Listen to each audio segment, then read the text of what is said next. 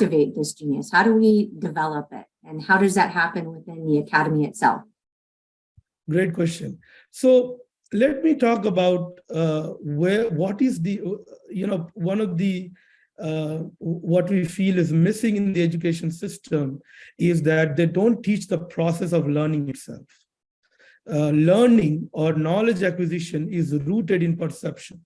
I'll give a very simple example. Where I am right now in this location, there is a mountain here.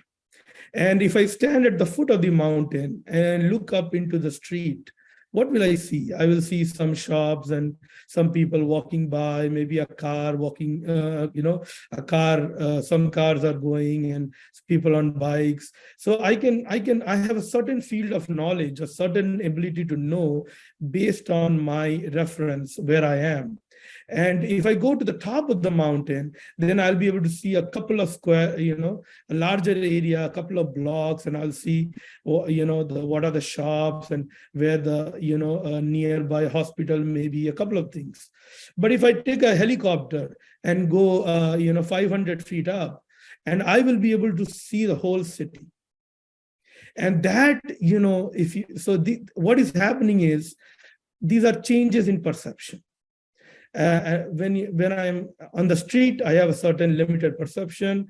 I go up the mountain and I have a larger perception. I go even higher, I have now greater perception. And that changes not only the information that is available to me, but also what I can do with the information. A person on the helicopter who has a 500 feet view, he can do city planning. He can say, where will the next hospital be built? Where should the new flyover be built, right? A person who is on top of the mountain can tell where, what to do with this neighborhood that he or she is able to see. Person on the street can only tell you what to do here in this small street that he will see. So as you can see, just by a change of perception, knowledge changes and and our capability changes. You cannot do city planning if you are at the foot of the hill. In the same way, you need a microscope to be able to perceive microorganisms. You can't do it with your naked eye. You need a Hubble telescope, space telescope, to see into distant objects in the space. You can't do it with a microscope. So knowledge and our ability to act on knowledge is rooted in perception. And it is not our eyes or ears or the five senses that perceive. They merely register. They merely take in the sensory data. It is really the brain which is the organ of perception. And education systems around the world are missing this key ingredient in the education or student development process. If you can empower the brain, if there is a technology, there's an education program to improve math or cognition, memory, focus, these are all different, localized in different areas of the brain, and different neural networks in the brain are involved in this. And, a child, if you take a math genius, and he or she is able to look at a math problem and immediately see the answer and be able to figure out what steps are required to arrive at the answer.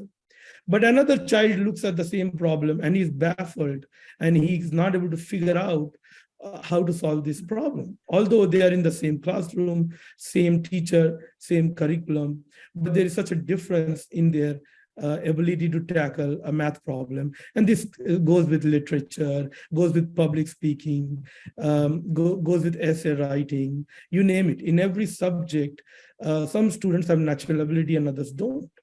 So, if there's a technology to activate those areas of the brain, which are for math, which are for memory, which are for focus, then the child will develop a great focus. They won't be easily distracted.